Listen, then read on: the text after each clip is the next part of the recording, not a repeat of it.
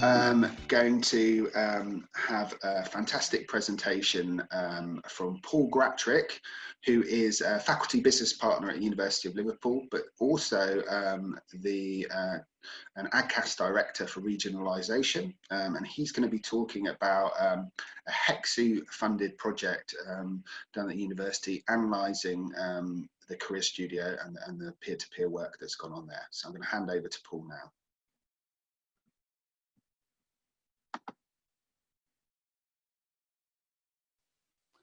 Excellent. Thank you, Mike, for the introduction there. So good morning, everyone. Welcome. So yes, my name is Paul. I work at the University at Liverpool, and so I've got 15 minutes here. I appreciate it. So it's going to be fairly kind of quick, but the good news is this research report that I'll be covering has been published. So by all means, read at your leisure as you want after today. So just kind of, I guess, by way of introduction in terms of the research itself. Firstly, what's important to say is this was a funded project from HECSU, now part of GIS, so this wouldn't have happened without them, so thank you very much for that. And indeed, Charlie Ball from GIS, you're going to hear from later as part of this programme. So I guess the next sort of question would be, you know, why do we want to do this research? It wasn't just because there was funding available. Basically, the career studio that you've heard about there from Emma at University of Liverpool have been operational for, I guess, roughly a year. So part of actually doing this funded research project was to make sure that we're on the right track, and that the kind of intentions, ambitions that we had for it were being achieved. To see what stakeholders thought, and that is stakeholders plural as well, not just students but staff and employers. To see if this peer-to-peer model that would introduce was, say, doing kind of what we wanted to achieve, really. So that was the kind of the why. In terms of the how, so we conducted this between September 2019 and March this year. Originally we planned to end in April, but so obviously because of COVID-19, the campus closed, so we did have to obviously cut it short before that. There's kind of good news and bad news to that. I mean, the good aspect of that is that we did get enough responses from students that I'll cover shortly. The unfortunate aspect was that a part of the research, we'd had two questions where one was focused on our students, the other was focused on kind of a sort of staff and employers, both sort of within external to the university. We were going to run some focus groups with them to see kind of what they thought. That's something we'll now do later this year, most likely via something like this, via Zoom. We shall see. But we did manage to kind of get a good amount of data to cover the student side, which is what I'll give the overview of today. So overall, we did get 267 viable responses from, say, 2,500 unique visitors to the career studio during that time. So in terms of how the research actually worked, because we track every single student that comes into the career studio, we have their student ID, so we can send a follow-up digital survey to them, which had all kinds of questions, the results of which I'll cover now. But I said the good news is obviously, we got enough responses to have a, let's say, good confidence level and margin of error in the results. So it's something we're very pleased with. The way I'm actually going to show the results, I'm actually going to give you a virtual tour of the career studio itself, because I can't go and I miss it. So I thought I'll put the pictures in just so we can remember what obviously the space was like. So this is the opening area of the career studio. This is our kind of a apply zone, as it's called, the front of house. Lovely view of the university square out the window. So firstly, kind of we asked students kind of what they thought about the career coaches, as it were. So this is showing the percentages who strongly agreed that the coaches were friendly and welcoming. 99%, almost 100, never mind, but still incredibly high, obviously. 89% thought they were knowledgeable, 93% trustworthy, and 91, I say, kind of agreed that the coaches outlined how they could help. So I mean, this is really important for us, because this is the front of house of the careers team at Liverpool. So we want to make sure that, from a customer service point of view, I guess, when you're going into, be it, the Greggs that's around the corner from here, or going into the career studio, the people who meet you are friendly. They know what they're talking about. They tell you how they can help, and obviously, almost as important, if not more importantly, that they're trustworthy. So these were fantastic kind of results to see in terms of how the students perceive the coaches in that interaction. So this is our kind of coach wall. This shows you kind of who's on shift, as it were, on that day, and a thermostat as well. But moving away from that, so we asked students kind of to what extent did the coach relate to you, your situation, your reason for your visit? And again, 79%, very strongly agreed with that sentiment, which is obviously very, very positive to see. We also asked them kind of, how do you feel about discussing your query with another student? How did that go from your perspective? And then what we saw from this was that, 77% were very positive, or positive about, speaking to another student. It was just 5% that had a negative experience of that.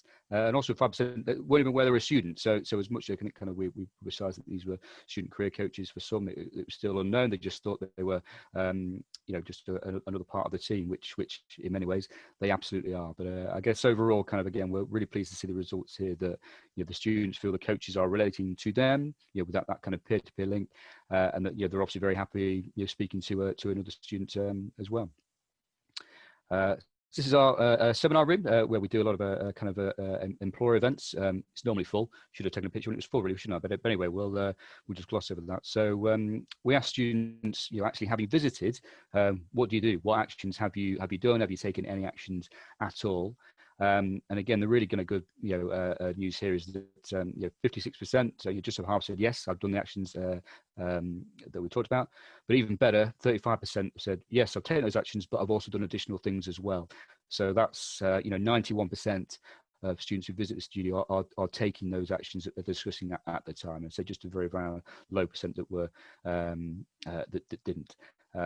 So yeah, this is kind of a real key thing for us, that like students visiting, we're inspiring those kind of short, sharp, immediate actions they can take, that as they do more of those and build over time, that's really going to help their long-term employability prospects. So really kind of pleased at such high levels of doing something as a result of visiting.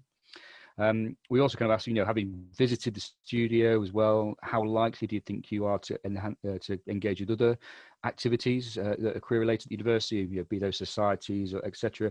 And again, 77% were very likely to start engaging with those as a result of visiting the studio. So it's not just about kind of keeping it confined to just very, I guess, strict careers activity. We're kind of helping students explore and uncover those other aspects that are part of their student experience, be those societies, the enterprise competitions that go on. So again, really kind of pleased that we're being able to sort of showcase what else is going on. And just lastly here, this graph, this is taken from the report, so forgive it's ever so slightly blurred, but when we asked this question, what actions have you taken, there was a free text response. So we've done a thematic analysis of those to see actually what were students doing as a result of coming in then. And so by far, as you can see, the biggest chunks there, 20% getting their CV up to scratch. A quarter are going to a career-related event. Be those that we run or that employers are kind of hosting themselves. And I guess third day is pretty much people are searching for roles and making applications. So they're taking that very kind of positive action, and they say doing something as a result of visiting. So really kind of pleased with this aspect of the research. So this is kind of a sort of the Connect zone on the ground floor of the career studio here. So this is where we kind of try and encourage a lot of sort of more informal interactions in kind of a sort of a overflow space for our main kind of event room. So that's kind of what you've seen here. And the next question we'll look at here was about, we asked students various aspects of the drop-in model and the peer-to-peer nature of that and what they thought. So what we're going to see here, the percentages are who strongly agreed or agreed with these aspects. So 95% felt the open hours met their needs. That's great. And again, same response for the drop-in model giving them control. Obviously, very kind of pleased to see that. And 94% say felt they got a quick answer, which is fantastic. In terms of some things for us to kind of think about, 48%, so just under half, one of the lower kind of results we've seen here, felt they had something to do whilst waiting. There were still 22% that felt they would have preferred to actually have a book time. So again, that's something to further investigate. Who are those 20%? Is that perhaps commuter students with a particular schedule? Is it postgraduates? That's something for us to kind of further investigate. And just half thought they could ask non-career questions. So, this is something we want to encourage as part of the studio. It's not literally a place you go to talk to a peer only about career stuff, that you can explore other stuff as well, because that's the point of it being with a peer. You can ask those things that they're going to be better positioned than somebody like me to probably have a conversation about. So yeah, kind of some mixed results here. I mean, overall, obviously, it's positive to see. Obviously, the drop-in model works. They're getting quick responses, and we're open enough. But I say there are some kind of things to further investigate there as well. And the sort of final sort of bits here were we want to really kind of assess, what impact we were having on students' anxiety around careers. This is something that's very important to us at Liverpool. That it's not just a very blunt service about all the technical aspects of CVs, interviews, etc. We want to make sure that students feel confident, happy, and they're not anxious about what's happening. So the question formed two parts, where we asked beforehand, where would you kind of put yourself in terms of your anxiety levels around your career. As you can see there, 40% were anxious or very anxious. But what's we were very, very pleased to see of this whole report is that after visiting, we saw a huge shift there. So whilst it's there's still 9% of students that are experiencing some kind of levels of anxiety, that has dramatically shifted as a result of them coming into the career studio and getting that help from the career coach. So really, really positive. Of all the things, this is of the research we've done, this is probably one of the most impactful things for me, certainly, that we're helping students feel just more at ease with what's ahead of them. Again, the next sort of question now, these are again the sort of something more for us to think about here, where we have asked this question around, do you feel that you've made a connection with someone today who can help you with your future career? We've got a mixed bag here, as you can see, kind of almost an even third split between yes, no, and unsure. So the reason we ask this question is because that's what we want our students who visit to kind of see, that the coaches are someone who is a new connection, can help them, or maybe they've helped them broker connection with an employer perhaps, or another student or alumni, etc. So this is again something we need to kind of think about in the future, how we're making students aware that the coaches are a source they can go to for questions and things, but they are somebody who is a connection and now and into their future that can help them. But lastly, I guess just kind of the result here, we asked students to, from 0 to 10, to what extent you would recommend the career studio to a friend. And really positive here, net promoter score 43%, that comes from taking the 12% away from the 55 there. But overall, as you can see, significant chunks gave it a rating of 7 or higher, indeed just over half saying 9 out of 10. So really kind of pleased with the levels with which students are saying, this is a good service. I would absolutely tell my peers to go as well.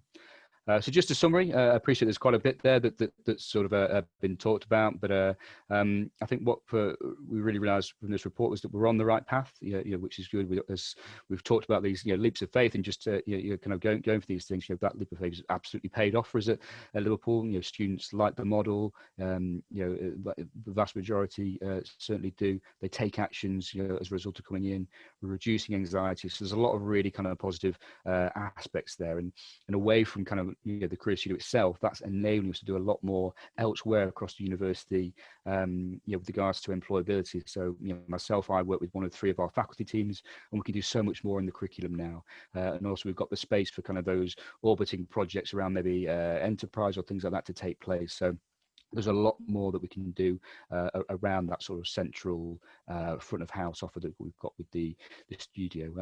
But again, the good thing about doing research like this is we know where we can also improve, what we need to kind of develop. The studio is still relatively new, in the grand scheme of things. It's certainly a university kind of a timeline anyway, so we know how we can make it better, but also as we've all shifted online and we're creating our virtual services in the main, we know which elements that are really key and important and positive, and we can obviously work to make sure that they continue to be evidenced in the virtual service that we have. So as I say, I appreciate I've covered a lot of grounds here.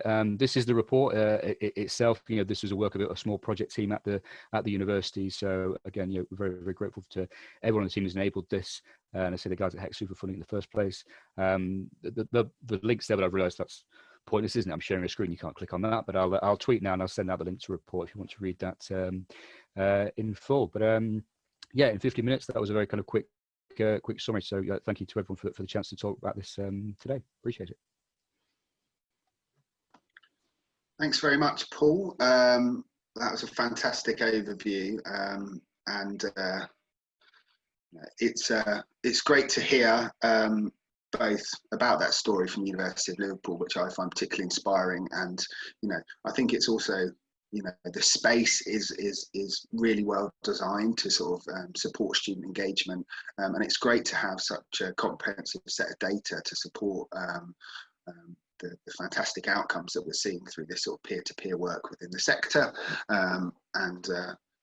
yeah, lots and lots of really, really positive results there. So for the next section.